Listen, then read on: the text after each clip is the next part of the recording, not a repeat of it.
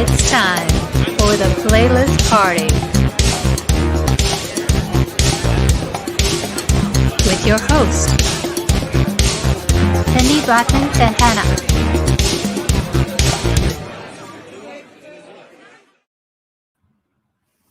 Hi, everybody. Thanks for being here. This is going to be another fun one, another great fun listening party. Today, we're going to start out with Max Roach because Max Roach was not on the listening party last time, only because we are limited to 5 songs. I wanted to emphasize Max's incredible tone, the way he tuned the drums so melodically, and his intelligence, and the sound that he gets out of the drums, the feel that he got out of the drums. He took a lot from the greats before him, and one of his main influences, Papa Joe Jones, who we're going to listen to after Max Roach. But this is I've chosen a drum solo because I really wanted you to hear the drums by themselves, so you can hear the tone, you can hear the melodies that he plays, and you can hear the logic and the intelligence in the soloing. And it's from an album called Drums Unlimited.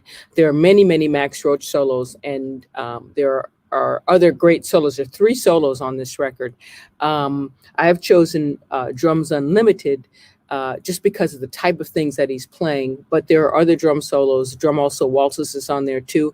So listen to the whole record. But right now, we're going to check out the solo called Drums Unlimited.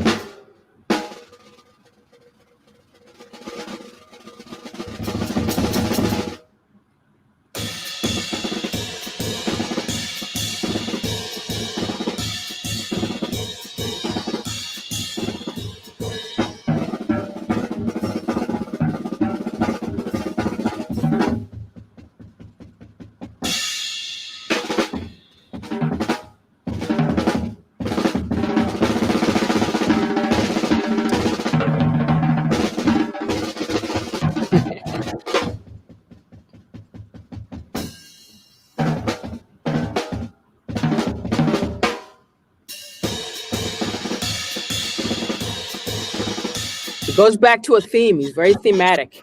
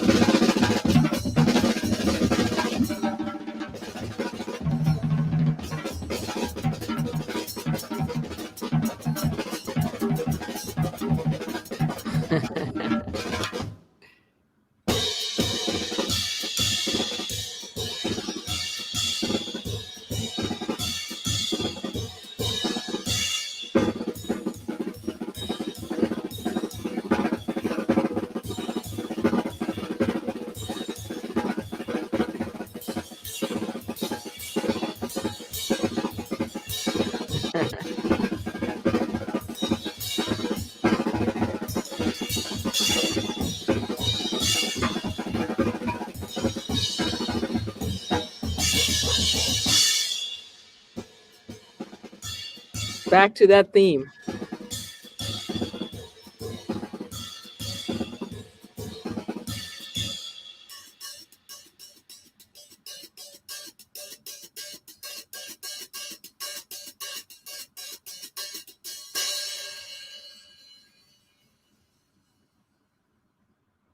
Now that was a beautifully constructed piece, a drumming piece of music. And the key is music. Max was so musical. You heard him start, the intro with the sock cymbal.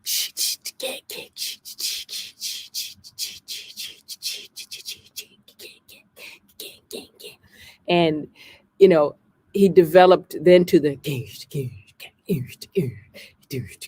and it's all, those rhythms that he's playing are bebop rhythms. Those are swinging rhythms. If you play that when you're swinging, you're going to make the band feel good. It's Charleston.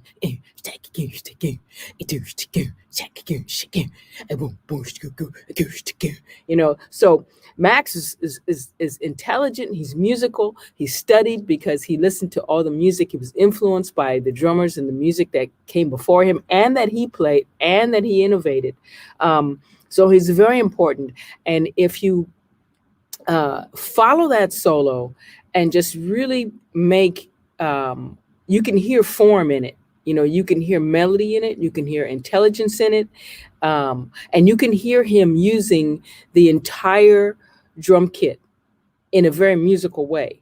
He's not just hitting stuff just to hit it, but when he does play an instrument, a part of his drum set, he's playing it because of the sound, because of what it's doing melodically. And you can hear the top, you can hear the middle, and you can hear the bottom in a beautiful correlation. So we thank Max Roach for all of his intelligence, and it's just incredibly beautiful. Next, we're going to go on to listen to Papa Joe Jones, and you'll hear the way that Papa Joe played the sock cymbal. Max came directly out of that. So you're going to hear that. You're going to hear Papa Joe playing the sock cymbal, and you're going to hear the feel that Max Roach came from. So listen to this. This is from the Essential Joe Jones, and it's called Shoeshine Boy.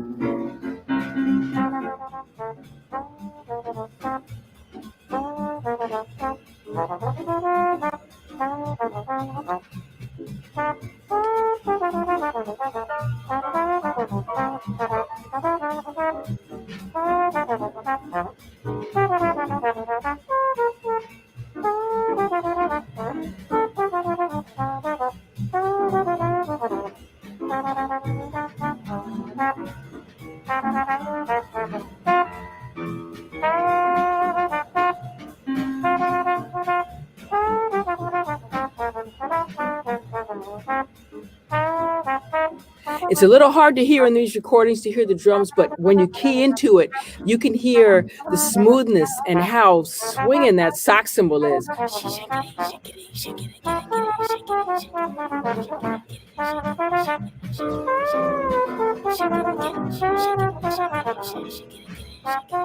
You'll hear that.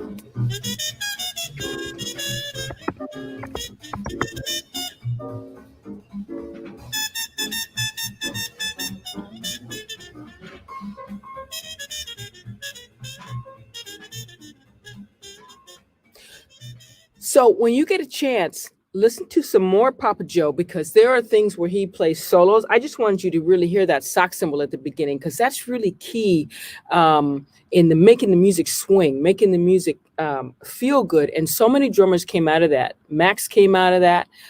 Tony Williams came out of that. You know, Elvin was influenced by him. All the drummers were influenced by that feel, and the music was influenced by that feel and that swing and feel that he had, that swing that he played. Next, we're going to go to Chick Webb, and Chick Webb, Art Blakey comes directly out of Chick Webb. He had such an exuberance, and he was so excited in the music. You can really hear it in everything he did. So we're going to check out a song that he played called Liza, and we'll get into it. You'll hear the way that he attacks the drums, the way that his feel, his finesse, you know, and also the way that he propels and pushes the music. This is Liza.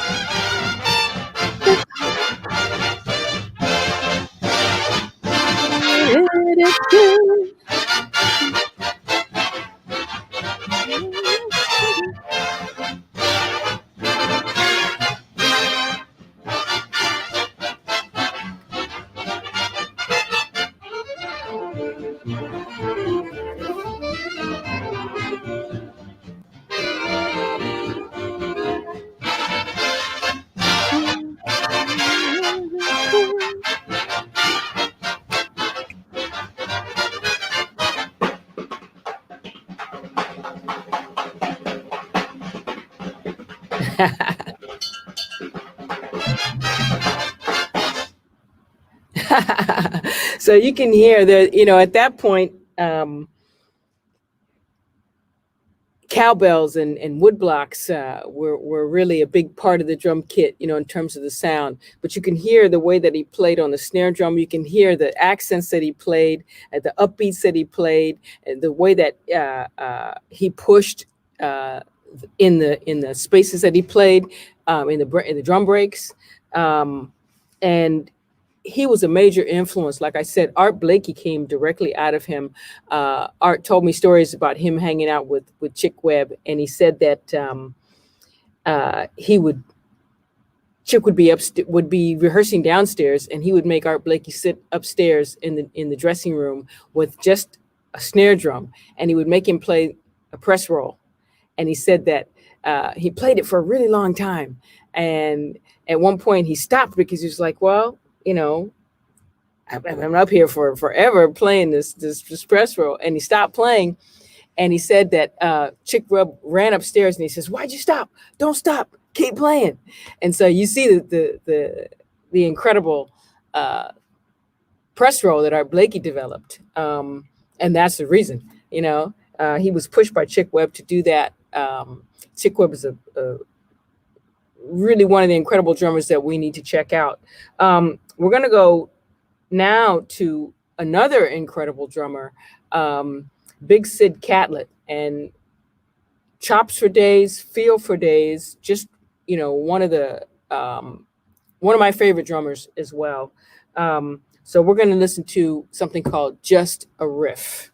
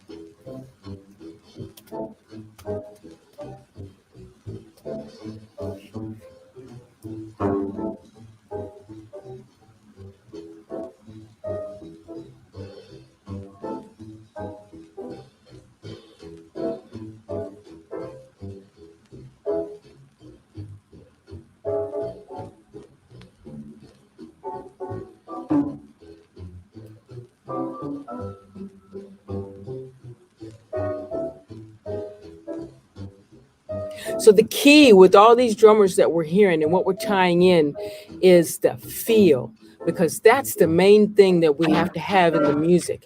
And so you can hear all these drummers, the way that they're making this music feel, it all feels incredible no matter what they're playing, whether they're playing sticks, whether they're playing brushes, whether they're playing a solo piece or whatever, it all feels musical, and it all feels great.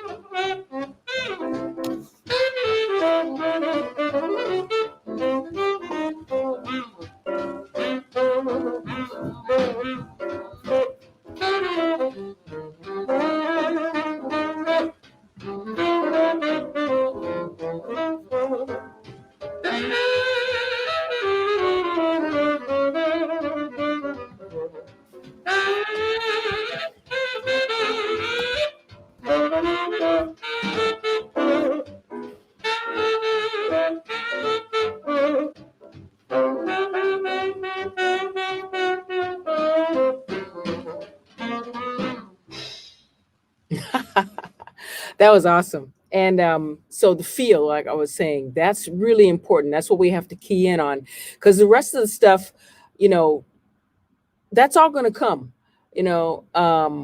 But if the music doesn't feel good first, then why are we playing it? Why are we doing it? So it has to feel good. You're playing with other musicians, and you know we want to add uh, all the dramatic things that we've learned and that we love and that we can do.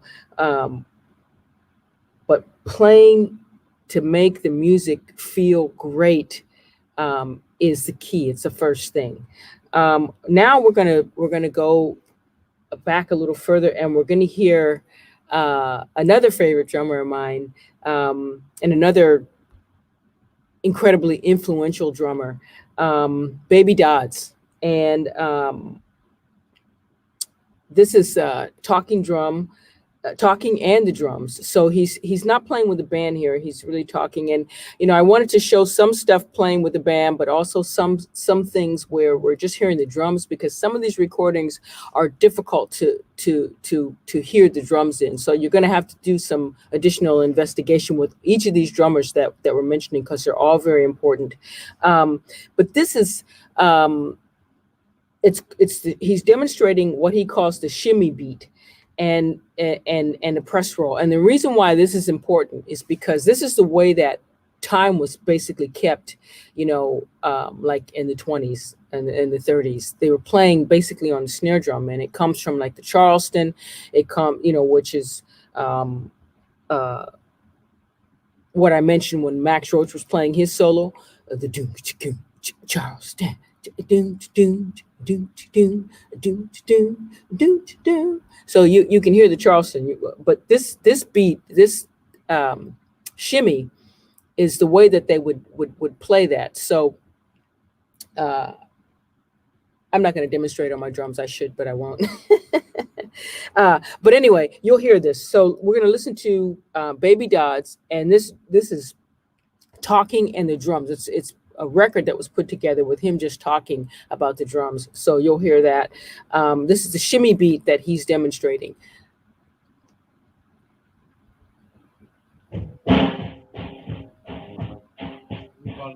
Yeah. Oh, that was the color they did. You know, but this I'm the only one doing it. Yeah. That's hard work. Yeah. But it's trying very hard to do this press roll. But they use it different. They do. No. That's wrong. They don't. Yeah. It's Not follow through. No, they don't know how. Yeah. They don't know how it's done. Well, what it is, which all drummers I've even tell them, I don't tell Gene, I've told George, and there's Dave Tuff, I've told them all what it means. They says it's a quarter roll. It isn't a quarter. It's a three-quarter. Three-quarter, you haven't got but one more quarter left. Then you fill that up with this. You got this one. So this one is 1, 2, 3. 1, 2, 3. 1, 2, 3. Now this is for 1, 2, 3. 1, 2, 3. Now, put them together, you do it like this. 1, 2, 3. Instead of that, you make it all together. 1, 2, 3. Now this is 4. Now mine is 2 here and 4 here.